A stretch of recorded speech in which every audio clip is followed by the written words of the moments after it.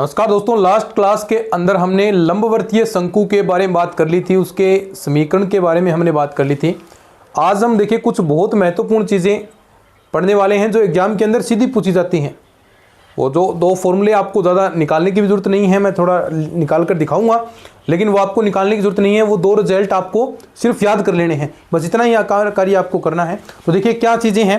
देखिए सबसे पहले मोस्ट इंपॉर्टेंट, इसको लगा लीजिएगा और अलग से मैंने लिख भी रखा है नोट्स के अंदर। तो जिन्हें नोट्स नहीं लिए हैं तो वो टीम के व्हाट्सएप नंबर से नोट्स ज़रूर बाई कर लीजिए। वीडियो के डिस्क्रिप्शन बॉक्स के अंदर आपको नंबर मिल जाएंगे, ठीक है। तो यदि किसी लंबवर्तीय शंकु की तीन परस्पर समकोणिक, यदि किसी लंबवर्तीय शंकु की तीन परस्पर समकोणिक, शंकु की तीन परस्पर समकोणिक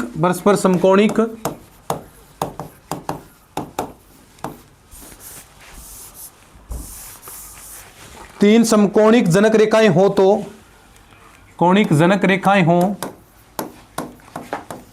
जनक रेखाएं हो तो सिद्ध कीजिए। अब जो रिजल्ट बताऊंगा ना वो याद रखना है। सिद्ध कीजिए कि उसका अर्धशीर्ष कोण, सिद्ध कीजिए कि उसका अर्धशीर्ष कोण tan इनवर्स √2 होता है, ठीक है। समझ में आ गया? ये दोनों के लिए लागू होगा। देखो यहां पर तीन परस्पर समकोणिक जनक रेखाएं बोल दी,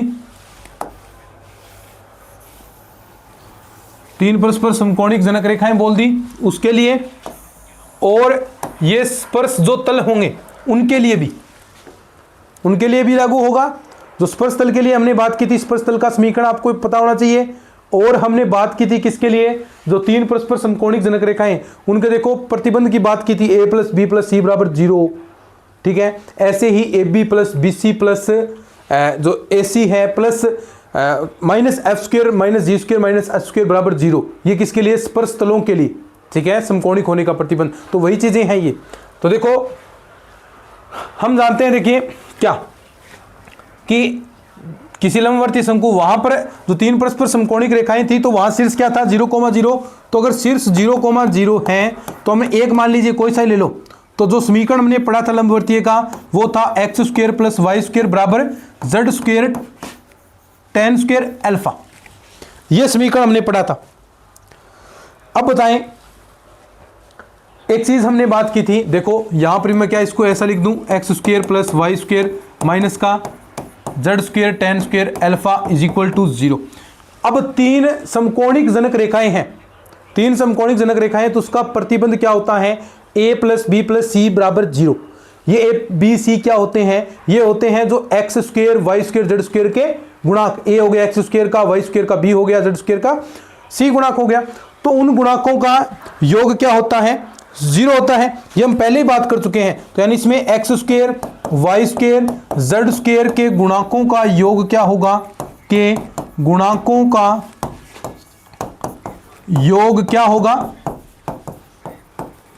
0 होगा, ठीक है। तो देखो गुणांक क्या है इसका, देखो x का गुणांक 1, इसका भी y का स्क्वायर का 1, और इसका क्या हो जाएगा, माइनस का tan² अल्फा। आपको तो निकालना है क्या, अर्धशीर्ष कोण अल्फा बराबर।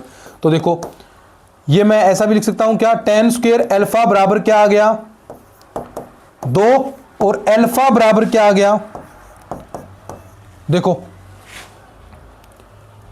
यहां से हम पहले √ निकालें। तो देखो यहां से ऐसा कर लीजिए एक बार, तो tan अल्फा बराबर √2, और अल्फा बराबर क्या आ गया भाई, tan इनवर्स √2।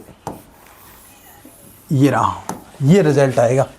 ऐसे ये सिद्ध होता है, बहुत आसान है सिद्ध करना, लेकिन बता दूं बात, ये एग्जाम के अंदर बहुत बार पूछा जाता है भाई, याद कर लेना इसको। और इसी का भाई एक और आएगा, अल्फा बराबर कोट इनवर्स √2, वो भी एग्जाम में आता है। इनमें थोड़ा कंफ्यूजन कर देता है। तो जो tan है वो क्या है, जनक रेखा, याद रखें जनक रेखा, और यानी तीन परस्पर जनक रेखाएं परस्पर समकोणिक हो, और जो कोट आएगा वो आएगा किसमें, स्पर्श तल के लिए, कोट आएगा स्पर्श तल के लिए। तो इसको नोट करो, फिर हम कोट वाला भी बात करते हैं।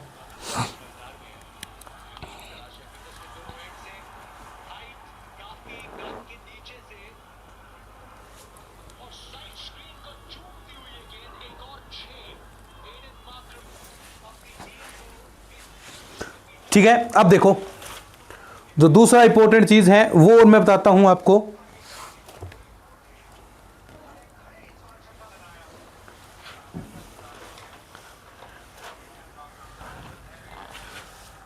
दूसरा चीज यही इंपॉर्टेंट है, लंबवर्तीय शंकु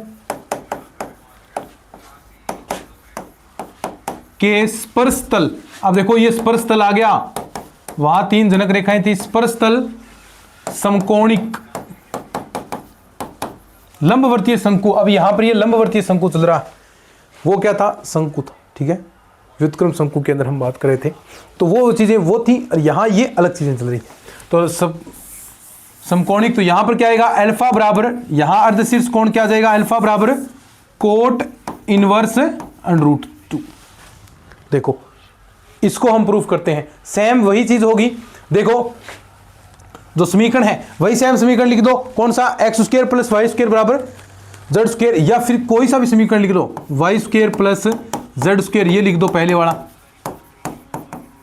कोई फर्क नहीं पड़ेगा इससे। एक जगह कर लो x² tan² अल्फा माइनस का y² माइनस का z² = 0। अब एक चीज आपको पता है, स्पर्श तल के लिए समीकरण मैंने बताया था, अब जो प्रतिबंध था समकोणिक होने का प्रतिबंध, ये चीजें मैंने कहा था भी याद रख लेना। क्या था वो प्रतिबंध, क्या था, AB प्लस का BC प्लस का AC minus F² minus G² minus H² = 0। ये प्रतिबंध याद है तो आप कर देंगे। देखो जो चीजें हमने पढ़ी हैं वही चीजें हम यूज कर रहे हैं, इसके अलावा और कुछ नहीं है। जो हमने पढ़ा है उसी चीजों को हम उपयोग में ला रहे हैं वापस। देखो यहां से देखें तो a की वैल्यू तुलना करो, a बराबर क्या हो गया, ये tan² अल्फा, b बराबर क्या है -1, और c बराबर क्या है माइनस, बाकी f0, g बराबर भी 0 और h बराबर भी 0, ये बाकी सारी वैल्यू आपके लिए 0 है। तो देखो लिखते हैं, तो यहां हो गया tan² अल्फा, b की वैल्यू कितनी है 1, तो यानी माइनस tan² अल्फा कर दो, प्लस BC, b और c -1, ये क्या हो गया प्लस का AC, a की वैल्यू tan² अल्फा और c की वैल्यू ये, तो माइनस का tan² अल्फा बराबर क्या है 0। अब देखो ये कितना हो गया, -tan² alpha minus tan² alpha कितना हो गया, देखो 2 tan² अल्फा माइनस का 2 tan² अल्फा, और ये 1 है तो ये इधर ले आओ माइनस का 1, तो 1 से 1 प्लस का हो गया, तो यहां tan² अल्फा = क्या हो गया 1/2 हो गया। यहां से अब हम अल्फा की वैल्यू निकालें सीधे, तो ये √ आएगा, तो अल्फा की वैल्यू क्या आ गई या आप ऐसा भी कर सकते हैं। देखो 1 मिनट आपको मैं बताता हूं इसको प्रूफ करने के लिए। तो tan अल्फा बराबर क्या आ गया 1/√2। tan अल्फा 1/tan अल्फा क्या होता है कोट अल्फा, हम बात करते हैं कोट थीटा बराबर 1/tan थीटा, तो उस फॉर्म में कन्वर्ट करें तो ये क्या आ जाएगा, कोट अल्फा करने के लिए क्या आ जाएगा, देखो आपको कोट अल्फा वैल्यू कन्वर्ट करनी है, तो कोट अल्फा बराबर कितना आ गया √2, 1/थीटा होता है। तो देखो इसको हम ऊपर ले जाएंगे तो कोट अल्फा बराबर ये आ गई, और अल्फा बराबर क्या आ गया कोट इनवर्स √2।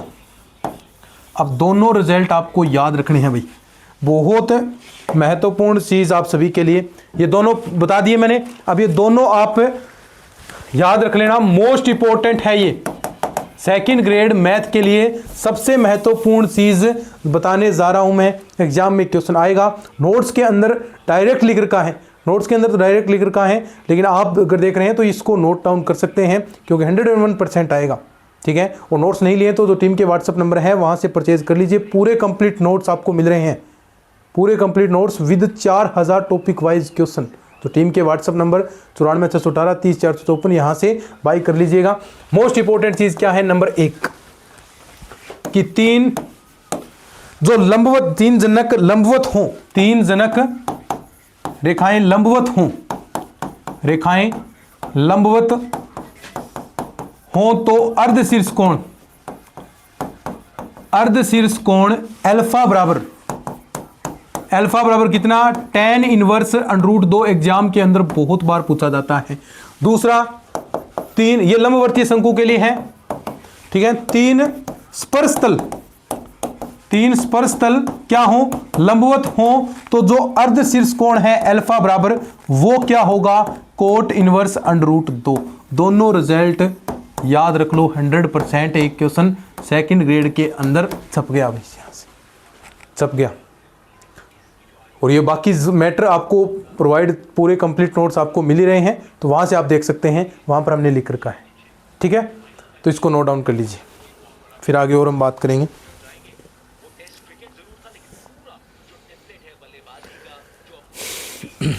चलिए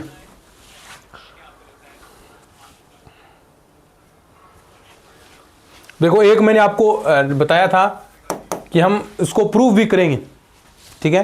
तो उसकी हम बात करने वाले हैं, मैंने कहा था उसको प्रूव भी करेंगे। द्विघाती शंकु का समीकरण,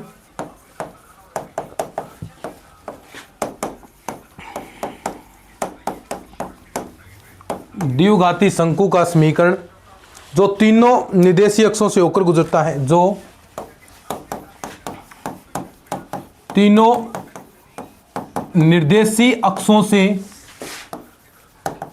से होकर गुजरता है, ये मैंने कहा था प्रूव भी करेंगे, होकर गुजरता है। तो वो होता है, देखो सीधा f(yz) प्लस का g(zx) प्लस का h(xy) इज इक्वल टू 0। ये प्रतिबंध मैंने आपको याद करने को बोला था, इसको हम थोड़ा सा प्रूफ कर लेते हैं। निर्देशीय अक्ष यानी तीनों अक्षों से, एक बार x एक्स से गुजार दो, y एक्स से गुजार दो, z एक्स से गुजार दो। x एक्स से गुजारेंगे तो सिर्फ x की ही वैल्यू आएगी 1, 0, 0, दोनों 0 होंगे। y में दोनों 0 होंगे, z और x, और y वाला 1 होगा, और z में x और y के 0 और z का 1।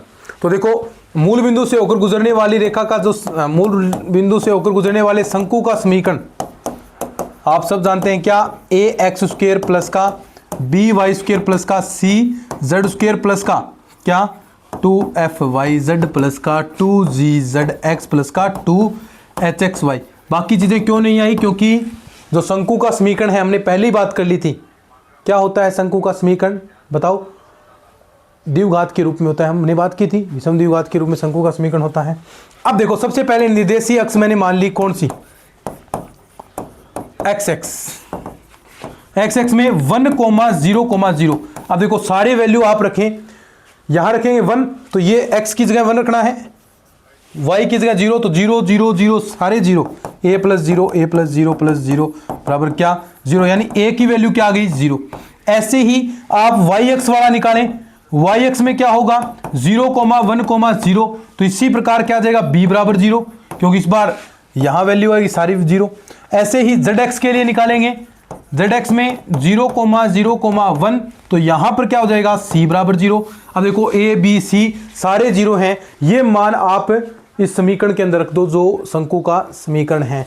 ये समीकरण नंबर 1 में रखने पर तो आपके पास जो रिजल्ट है वो क्या, ये 0 हो गया, ये 0 हो गया, ये 0 हो गया, बचेगा क्या रिजल्ट 2fyz प्लस का 2gzx प्लस का 2hxy बराबर 0। और फाइनल रिजल्ट क्या आ जाएगा आपके पास, final result fyz gzx plus का hxy इज इक्वल टू 0। ये आपके पास फाइनल रिजल्ट आ जाएगा, कौन सा, जो निर्देशीय अक्षों से होकर गुजरता है।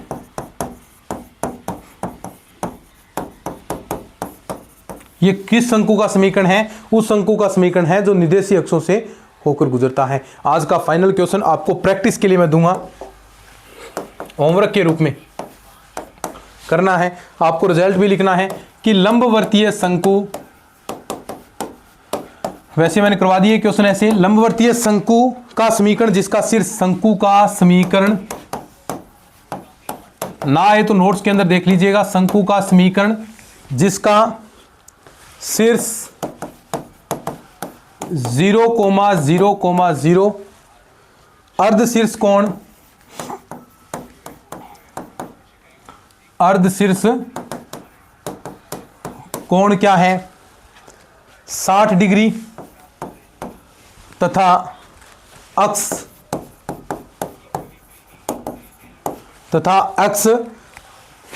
x,1 y/2 और z/, ये आपको बताना है लंबवर्तीय शंकु का समीकरण। ये आपको कमेंट में बता दीजिएगा क्या आएगा इस लंबवर्तीय शंकु का समीकरण, और न आए तो नोट्स के अंदर देख लीजिएगा, नोट्स के अंदर इसका सॉल्यूशन प्रॉपर दे रखा है। और आपने नोट्स नहीं ले रखे हैं तो आप नोट्स परचेज कर लीजिए, पूरे सेकंड ग्रेड मैथ के complete notes with teaching methods plus 4000 topic wise practice question आपको प्रोवाइड हो रहे हैं। तो टीम के व्हाट्सअप नंबर हैं 94 618 30 454, वहाँ पर मिलेंगे। तो ये क्वेश्चन का आंसर आपको बताना है क्या होगा, ठीक है। तो आज के इस लेक्चर में इतना ही, धन्यवाद।